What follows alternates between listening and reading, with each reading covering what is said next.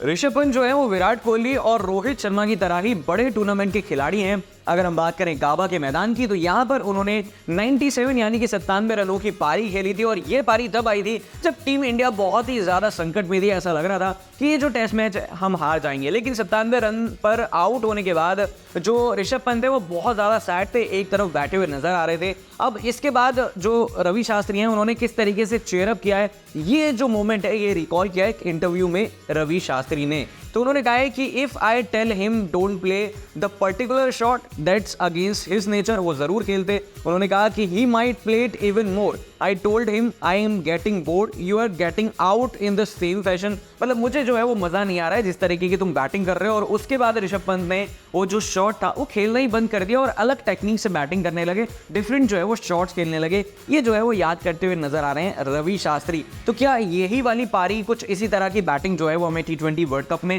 देखने को मिलेगी? ये जो है वो फिलहाल बड़ा सवाल है। लेकिन अगर इस IPL की बात करी जाए तो पंत की परफॉर्मेंस तो यही दिखाती है और बताती भी है। 400 से ज़्यादा उन्होंने रन बनाए हैं, इसमें एवरेज अगर हम देखें तो 40 से ज़्यादा का है, जो वनडे में भी अगर हो तो अच्छा माना जाता है। वैसे जिस पोजीशन पर वो खेलते हैं तो यहाँ पर इतना एवरेज मेंटेन कर पाना काफ़ी ज़्यादा मुश्किल हो जाता है। स्ट्राइक रेट जो है वो 150 से ऊपर का है। और जहाँ तक बात है सिक्सेस की तो 25 से ज़्यादा सिक्सेस यानी कि छक्के लगा चुके हैं। तो यानी जो क्राइटेरिया है ना उनके सिलेक्शन का वो पूरा हो जाता है। और हम उम्मीद करके यही चलेंगे कि वेस्ट इंडीज़ की जो पिचेस हैं वो एकदम इंडिया जैसी होंगी या फिर उससे थोड़ा स्लो हो सकती है। हालांकि पेस जो है वो शूट करती है ऋषभ पंत को। अगर USA में भी खेलेंगे तो वहां पर उनकी बैटिंग अच्छी नजर आने वाली है। अब प्रवीण आमरे की और अगर हम मोहम्मद शमी की बात करें तो जो बैन लगा था, जो RCB के खिलाफ सस्पेंशन हुआ था उनका स्लो ओवर रेट के चलते, उसको लेकर प्रवीण आमरे ने जो है वो मैच के बाद कुछ बात की है, वो देख लेते हैं। उन्होंने क्या कहा है। उन्होंने कहा है कि the way he is playing this year he is the highest run getter for DC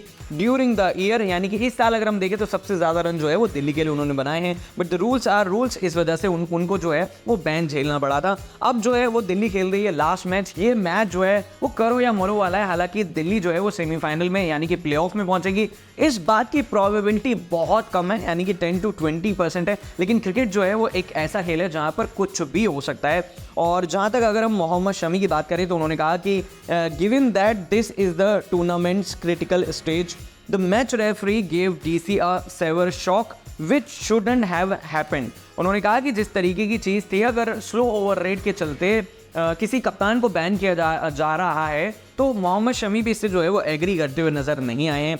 अब दिल्ली और लखनऊ की जो लड़ाई है वो होने वाली है। दिल्ली की जहाँ तक बात है तो 13 मैच इन्होंने खेले हैं, 6 जीते हैं, 7 हारे हैं, 12 पॉइंट्स पर हैं और नेट रन रेट कुछ खास नहीं है। अगर एक जीत ज़्यादा होती और एक हार कम होती तो शायद ये सिनेरियो बदल सकते थे। लखनऊ की जहाँ तक बात है 12 मैच खेले हैं, 6 जीते हैं, 6 हारे हैं।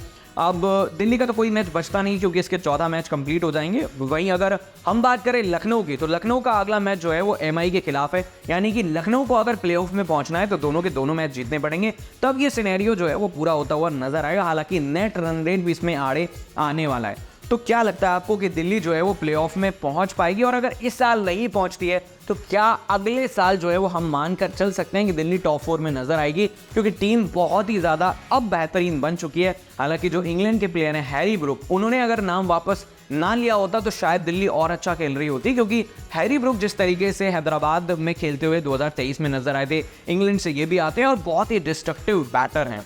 तो ये उम्मीद जो है वो दिल्ली करके चलेगी कि अब जो अगला ऑक्शन आएगा उसमें किस खिलाड़ी को और वो खरीद सकते हैं। रिकी पॉन्टिंग ने कहा था कि हमें एक मिडिल ऑर्डर का बैट्समैन चाहिए, तो क्या एक मिडिल ऑर्डर का बैट्समैन उन्हें अच्छा मिलेगा? ये कुछ बड़े सवाल है। हालांकि दिल्ली यहाँ पर चाहेगी कि कैंपेन को जो है वो अच्छे मूड पर ख़त्म किया जाए। तो साल 2025 का मेगा ऑक्शन जब होगा या साल 2024 के एंड में होगा, तो इसमें आपको क्या लग रहा है कि कौन कौन से खिलाड़ियों पर फोकस रहेगा और क्या ऋषभ पंत बड़े टूर्नामेंट के खिलाड़ी हैं, एक बार फिर से साबित कर पाएंगे? अगर आप हैं पंत के फैन तो बता सकते हैं और इस वीडियो को शेयर भी कर सकते हैं।